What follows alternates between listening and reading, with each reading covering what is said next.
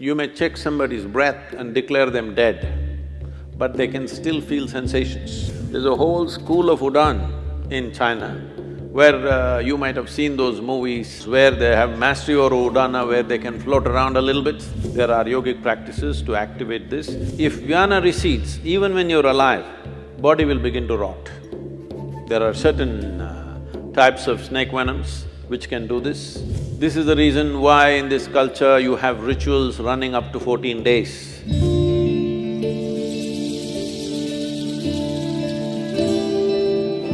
Sadhguru, you said about life, and that brings a big question what doctors have about life. Now they say we have 1 trillion cells in our body, and each of these cells is living by itself. And when you say a patient is no more, it's just that the brain dies after 2 or 3 minutes, but still a large part of his body is still alive. That has changed now. Doctors are saying the brain lives for over 10 hours. Today, the new… So he is dead, but the brain is living. His skin, his muscles, his bones live for many hours. So we have said he is dead, but a large part of his body is still alive. So, and these cells, even when after the patient is dead, you take these cells and… Those of you who are all shaving every day, even after you're dead, we still have to shave you, you know this. Yeah, the hard clothes. That is why I'm ready, you know. Now, you asked why if somebody is dead, still some of the cells are active. It has been recorded up to 10 hours, there is a lot of activity, and actually the brain goes into a certain level of activity and produces certain very surprising elements in 10 hours after somebody is medically dead. As I said, dead bodies are given a shave up to 10, 11 days. Why this is so?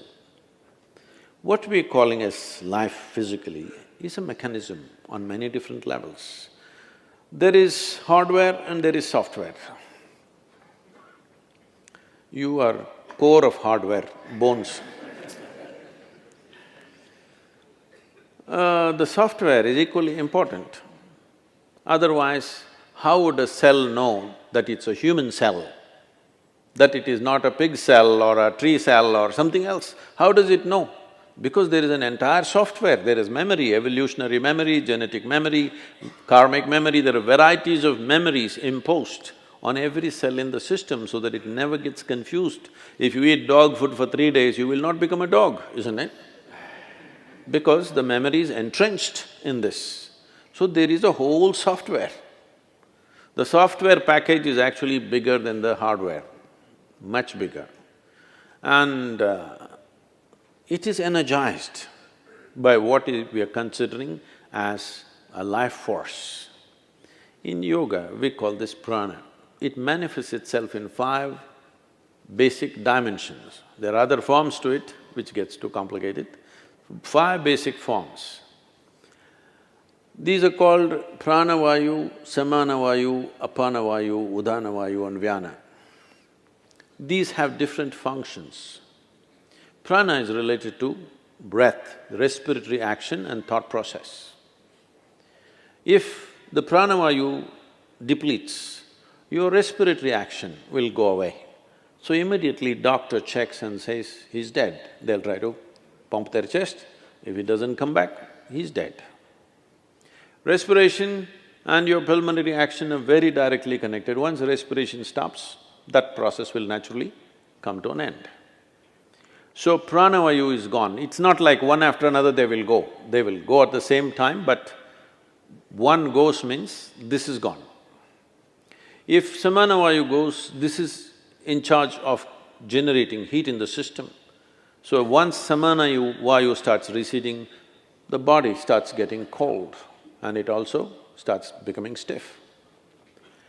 Once apanavayu starts receding in a major way, then the sensory aspect of it, we must understand this. You may check somebody's breath and declare them dead, but they can still feel sensations. There have been any number of cases where people get terrified because a dead body moves a little bit. This has happened again and again, many times. That when he's been medically declared dead, there are twitchings in the body that happen in a very mild way because the sensory activity is still on. Still, life is not fully convinced that it's finished. It is still making an effort of its own. When Udhanavayu goes away, then the buoyancy is gone.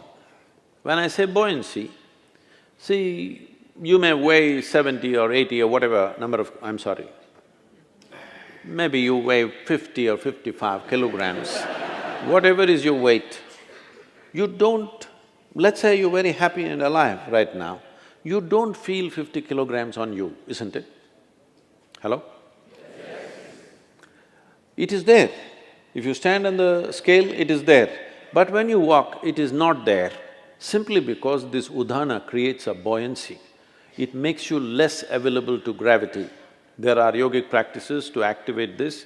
There's a whole school of Udan in China, where you might have seen those movies, Hollywood movies, what is that?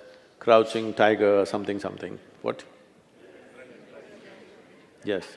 So these are Udan schools where they have mastery over Udana, where they can float around a little bit. Well, little exaggerated in the movies, but becomes lighter, more buoyant body. For a martial arts fighter, to be buoyant is important. There have been many cases where certain ballet dancers and martial arts experts have shown what is physically not possible they have done by leaping up to heights which all physicists believe is simply impossible. But they've gone beyond that level simply by creating more buoyancy. So udhana is in charge of buoyancy. Once udhana starts receding, suddenly body becomes heavy. Always it was the same weight.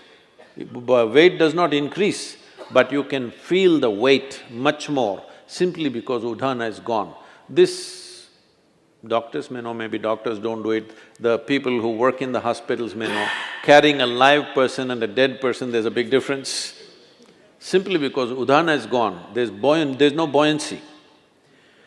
The fourth dimension is called vyana. This is preservative in nature. If vyana recedes, even when you're alive, body will begin to rot. There are certain types of snake venoms which can do this. If they bite you, you will not die, but literally parts of the body will start falling apart simply because vyana will recede and it will start falling apart. So, once vyana recedes, the rotting process will begin. There are systems in yoga where we want all the seven to go reasonably together, within 1.5 hours we want it to go. In normal death, depending upon the age of a person, how vibrant a particular body is, it may take a long time. When I say a long time, up to 14 hours it may take. Vyana may take up to 14 days to leave. This is the reason why in this culture you have rituals running up to 14 days, because they feel the vyana may be still there, because when you bury a person, the vyana may be still hovering there, so up to 14 days. That is the reason why within 1.5 hours, in this culture that was the rule, if somebody dies within an hour and a half, you must cremate them. But then mistakes happened. When they were still alive, somebody put them on the funeral pyre, so they stretched it to 4 hours. Within 4 hours, you must cremate. But today, there are issues, all kinds of issues about it. So, people are waiting for 1 day, 2 days, daughter is in America, she has to come, she'll come after 3 days, and they will wait. But the idea is, for the one who is dead, we must understand this. You don't diagnose people as dead, you declare them dead, right? There's a difference. So when you declare them dead, for you they are dead. As far as that person is concerned, in a way, all that's happened is, he's disembodied. He's lost his body. All his life he lived thinking he's a body, never realizing the physical mass that we carry is an accumulation from this planet. He never realized that. When suddenly he slips out the body, he tends to hover around the body because he's lost his discriminatory intelligence. Once you leave the body, the discriminatory intellect is not there, so this tends to hover around that body. So in this culture we said, the moment we are sure that somebody is dead for sure, you must immediately cremate them, because it's good for that dead, so they know the game is up. And it's also good for the living. You will see, if somebody very dear to you is dead and their body is here, you keep on hallucinating. Maybe they're just sleeping, maybe they will sit up, maybe some miracle will happen, maybe something else will happen, this will go on unnecessarily. You will see people are crying and big emotional drama is happening, but the moment you cremate them, you will see everybody become silent. Have you noticed this? Always. Because now everybody knows the game is up. It's for the living and for the dead. So about life leaving the system, it is so entrenched. It is not something, poof, it'll go away like this. In stages, it goes away. Because it's in stages, it came in. It's in stages, it'll go away.